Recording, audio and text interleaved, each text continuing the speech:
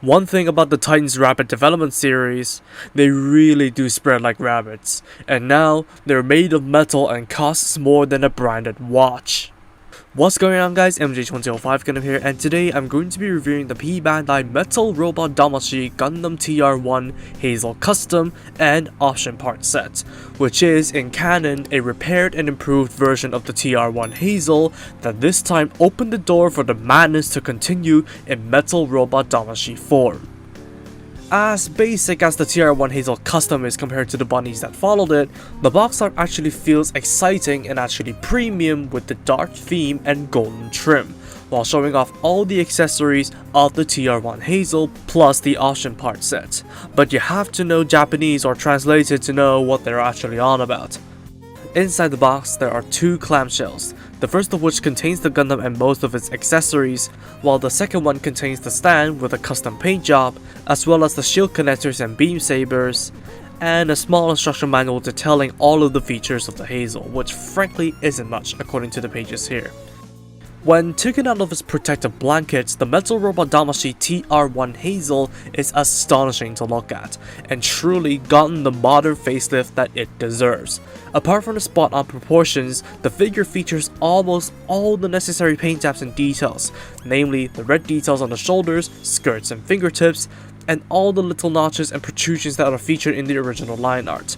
I especially do like the Titan's test team logos applied all over the body, and every single one of them looks very detailed for their small size, especially the intelligible text. The additional caution logos share the same positives while adding an extra layer of mechanical depth to the figure without completely overdoing it.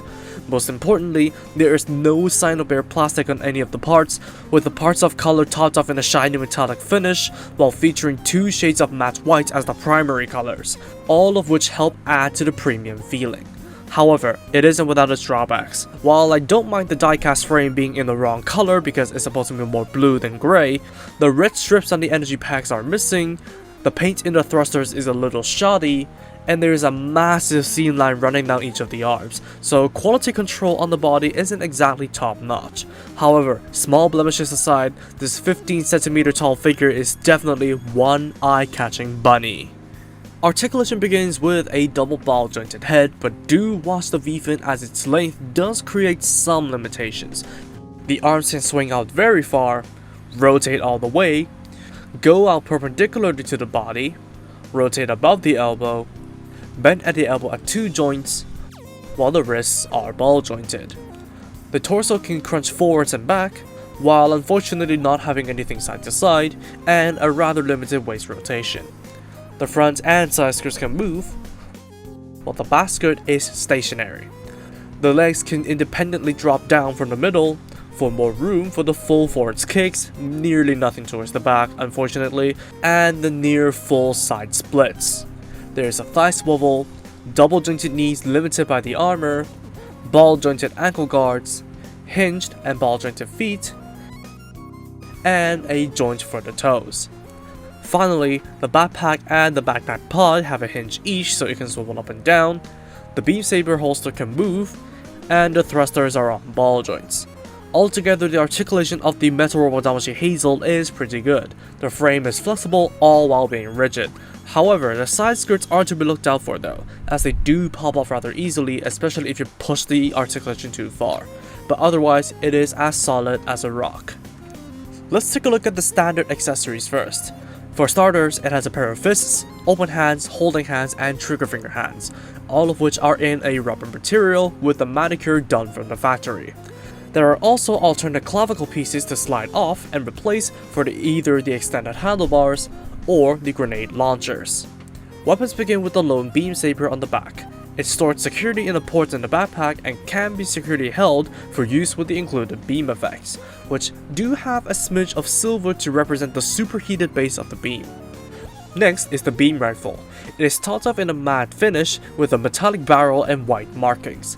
However, it is also missing the red detail on the ammo pack while bearing a mold line and a horrendous nub mark.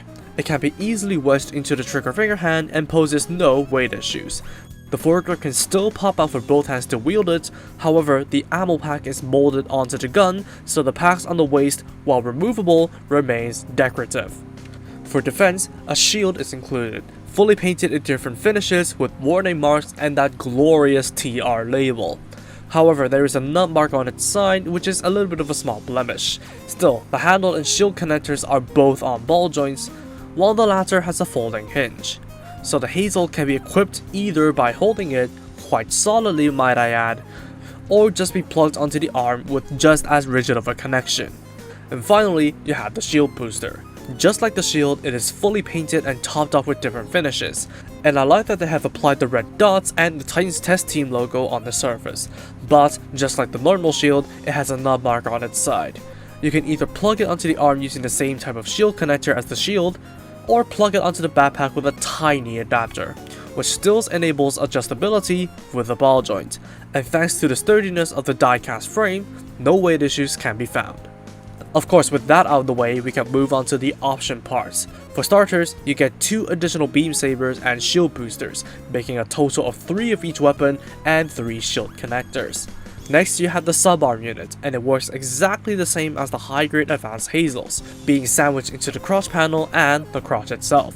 The subarms can also fold out with a base joint, diagonal rotation, its elbow joint, and extendable fingers, and they can be used to hold the extra beam sabers with a surprisingly solid grip. The beam rifle, on the other hand, is a little dodgy. You can get away with snapping one picture or two, but definitely is not for prolonged posing.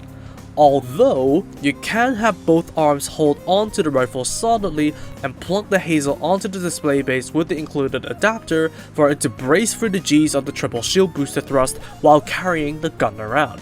Pretty neat. As for the display base itself, it's your typical Metal Robot Damashii display base with locks and adjustable gibbons on it, but this time in a gloss black, decorated with the Titans Test Team logo and the name, all in a silver finish. Definitely not the most exciting design ever, but neither is the TR-1 until the later stages of Advance of Zeta, but it still feels great to have an included stand for all of the spaceborne poses the Hazel will pull off. In the end, the Metal Robot Damashii Hazel Custom ranks at recommended. Presentation is stunning because of the updated proportions, diverse paint finishes, great surface detail, and the intricately replicated markings. Articulation and stability are great, and the features are plentiful yet easy to set up. I'm also glad that they included the extra shield boosters and the subarm unit, otherwise this release would come across as pretty stale. However, there is one major drawback to this figure, and that is quality control. Imperfect paint in the thrusters, seam lines, mold lines, and even nub marks should have been avoided when producing something this high in price. And if they spent a little more time in quality control, considering the attention to detail they've already put into the figure, it would look impeccable. But at least from afar, you can't really make them out. So it really doesn't impact the looks too much, and I would still recommend this figure for those of you who are interested. Just don't go too deep into this rabbit hole lest you blow through all your savings in the next few years. And that's all from me. Thank you for watching, drop a like and comment if you enjoyed the video, subscribe for more content like this, and feel free to follow me on social media with the links down below. With that said, take it easy, stay safe, and I'll see you in the next video.